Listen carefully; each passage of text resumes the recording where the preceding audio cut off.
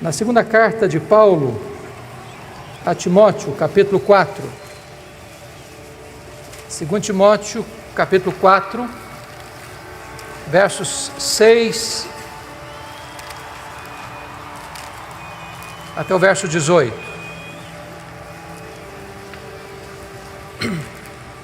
Segundo Timóteo 4, 6 a 18.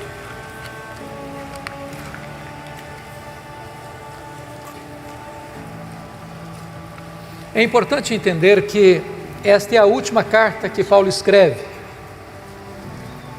E Paulo escreve esta carta da sua segunda prisão em Roma. E nessa segunda prisão ele estava numa masmorra, úmida, fria, insalubre, de onde as pessoas saíam leprosas ou para o martírio. Este é o último capítulo desta carta. E essas são as últimas palavras deste capítulo. Consequentemente, essas são as últimas palavras de Paulo antes de morrer, que nós temos registrado na Bíblia. Então é importante entender o que ele está falando. E ele se dirige a Timóteo dizendo assim: quanto a mim, já estou sendo oferecido por libação, e o tempo da minha partida é chegado. Combati o bom combate, completei a carreira, guardei a fé. Já agora a coroa da justiça me está guardada, a qual o Senhor reto juiz me dará naquele dia, e não apenas a mim, mas a todos quantos amam a sua vinda. Procura vir ter comigo depressa, porque Demas, tendo amado o presente século, me abandonou e foi-se para Tessalônica. Crescente foi para a Galácia, Tito para a Dalmácia. Somente Lucas está comigo. Toma contigo Marcos e traze-o, pois me é útil para o ministério. Quanto a Tíquico, mandei-o até Éfeso. Quando vieres, traze contigo a capa que deixei em Trode, na casa de Carpo, bem como os livros, especialmente os pergaminhos. Alexandre o latoeiro causou-me muitos males. O Senhor lhe dará paga segundo as suas obras.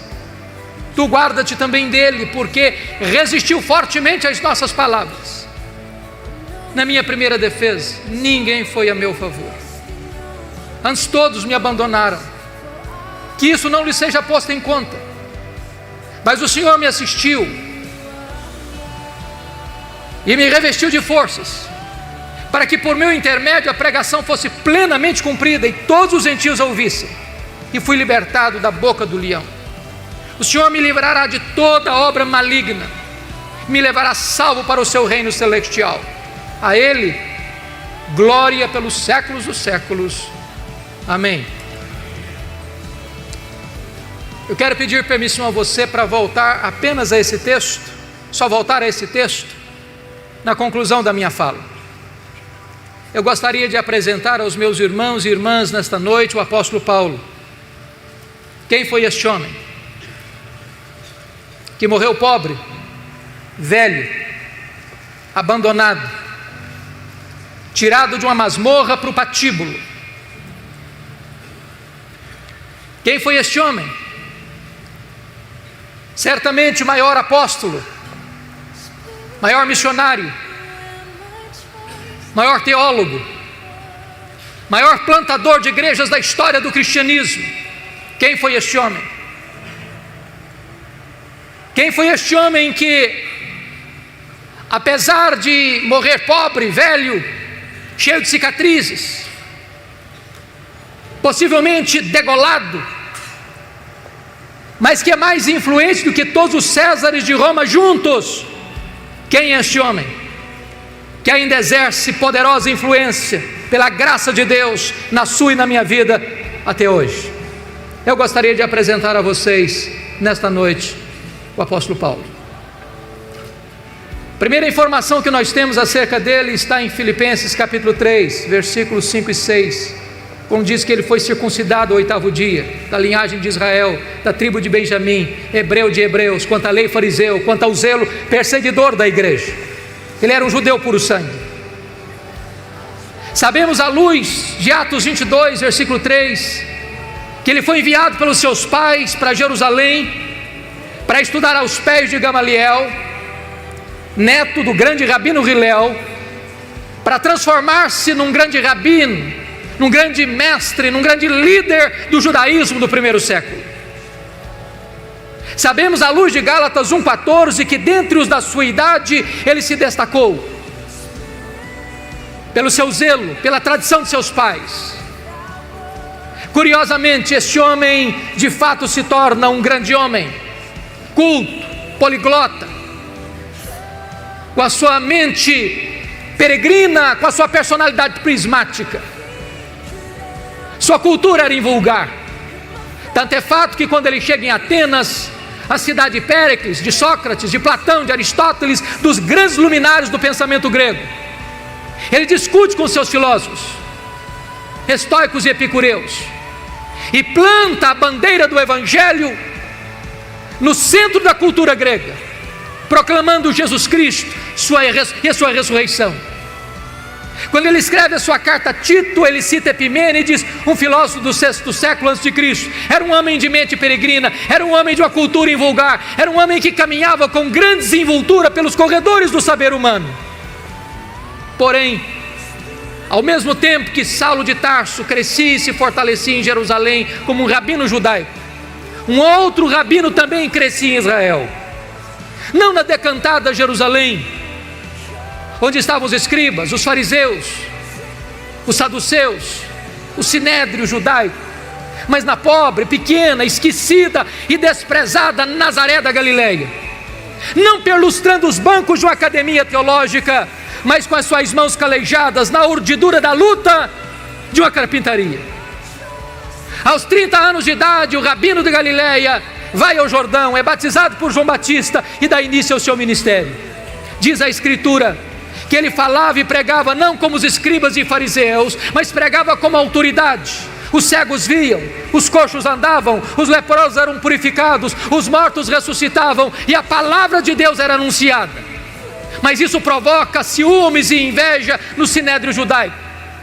Começam a persegui-lo, a vigiá-lo, a acompanhar-lhe os passos, com inveja. Contratam testemunhas falsas para acusá-lo, sentenciam-no, acusam-no, levam-no ao pretório romano, e o rabino da Galileia é condenado à morte, e morte de cruz, é crucificado, é sepultado para alívio do sinédrio judaico. Entretanto, no primeiro dia da semana seguinte, uma notícia explodiu em Jerusalém como uma bomba no arraial do inimigo. O túmulo do Rabi da Galileia está aberto, e aberto de dentro para fora, ele ressuscitou.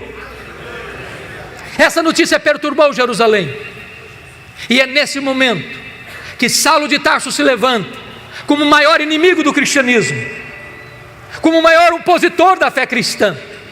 E o Novo Testamento nos oferece 2 retratos deste homem. O primeiro retrato, Saulo de Tarso, uma fera selvagem. É isso que está em Atos 9:1. Ele respirava ameaças e morte contra os discípulos, e essa palavra traz a ideia de uma fera selvagem que salta sobre a sua presa para devorá-la. Ele era uma fera selvagem. Senão, vejamos 1 Timóteo 1,13, ele se define como blasfemo, perseguidor e insolente.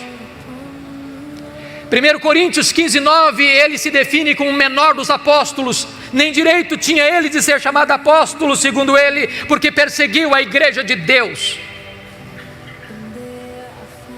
Atos dos Apóstolos, capítulo 8, versículo 3, diz que ele assolava a igreja de Deus.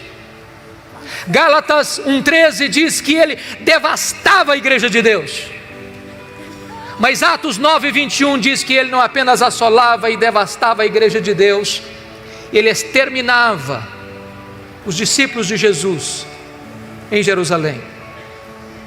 E exterminar não é prender, exterminar não é bater, exterminar é matar.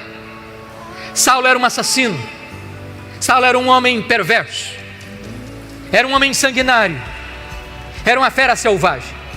Senão, vejamos, Atos 22, versículo 4 diz que ele perseguiu a religião do caminho até a morte. Ele não perseguia apenas os crentes, ele perseguia a religião dos crentes, ele perseguia o caminho. Mas lemos em Atos 26, versículo 9, que ele entendia que devia fazer muitas coisas contra o nome de Jesus. Ele não perseguia apenas os crentes, ele não perseguia apenas a religião dos crentes, ele perseguia o Deus dos crentes, ele perseguia Jesus. Mas Atos 26, versículo 10, diz que ele encerrou não alguns, não poucos, mas muitos dos santos em prisões, e contra esses muitos santos dava o seu voto quando os matavam. Ele não mandou matar apenas Estevão,